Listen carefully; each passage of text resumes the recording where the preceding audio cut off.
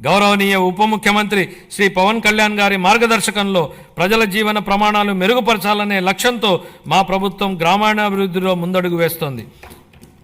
ప్రజల చురుకైన భాగస్వామ్యంతో మా ప్రభుత్వం సమగ్ర గ్రామ పంచాయతీ అభివృద్ధి ప్రణాళికలను రూపొందించి గ్రామాలలో సిమెంట్ రోడ్లు, తార్ రోడ్లు, పశువుల పాకలు తదితర 30,000 పనులకు మంజూరు చేయడం జరిగింది.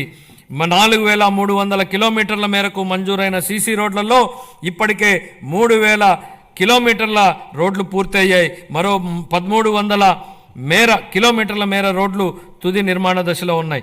వీటి ఫలితంగా గ్రామీణ ప్రాంతాలలో పరిశుభ్రమైన వాతావరణం ఏర్పడి ఆర్థిక కార్యకలాపాలు, ఉపాధి కల్పన జరిగింది. ఛత్తీస్గఢ్, జార్ఖండ్, గుజరాత్, ఒడిశా వంటి రాష్ట్రాలు 23-24 సంవత్సరానికి కేంద్రం నుంచి మనకంటే తక్కువ కేటాయింపులు పొందినప్పటికీ మన రాష్ట్రం కంటే ఎక్కువ నిధులను వినియోగించుకున్నాయి.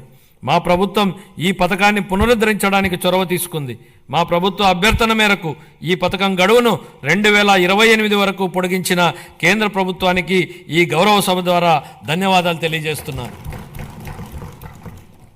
దీనిలో భాగంగా సుస్థిర ఉపరితల నీటి రిజర్వాయర్ల నుండి 95.44 లక్షల గ్రామీణ గృహాలకు నీరు అందించాలని మా ప్రభుత్వం లక్ష్యంగా పెట్టుకుంది. మహాత్మా గాంధీ జాతీయ గ్రామీణ ఉపాధి హామీ పథకం కింద 45.3 లక్షల కుటుంబాలకు చెందిన 72 లక్షల మందికి ఉపాధి కల్పించడం జరిగింది. మా ప్రభుత్వం రైతులకు మేలు చేకూరేలా పొలాలకు అనుసంధాన రహదారులు వేస్తోంది.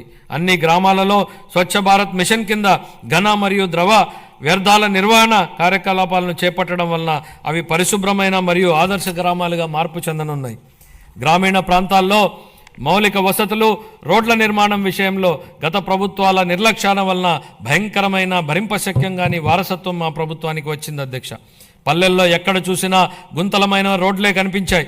వంతెనలు లేక, కనెక్టివిటీ లేని గ్రామాలకు అనుసంధానం ఏర్పడుతున్న ఈ రోజుల్లో రోడ్లు సరిగా లేక గ్రామాలకు అనుసంధానం లేని పరిస్థితి గత ప్రభుత్వంలో ఏర్పడింది. ప్రధానమంత్రి గ్రామీణ సడక్ యోజన, ఆంధ్రప్రదేశ్ గ్రామీణ రహదారుల అనుసంధాన మరియు ప్రాజెక్టు మరియు జాతీయ వ్యవసాయ మరియు గ్రామీణాభివృద్ధి బ్యాంకు నిధుల కింద ఈ రోడ్లను అభివృద్ధి చేసే ప్రయత్నాలను ప్రారంభించాం. అన్ని వాతావరణ పరిస్థితులను తట్టుకోగలిగే రహదారులను నిర్మించి అనుసంధానతను కల్పించే దిశగా PM జన్మన్ పథకం మన రాష్ట్రంలో అమలు చేయబడుతోంది.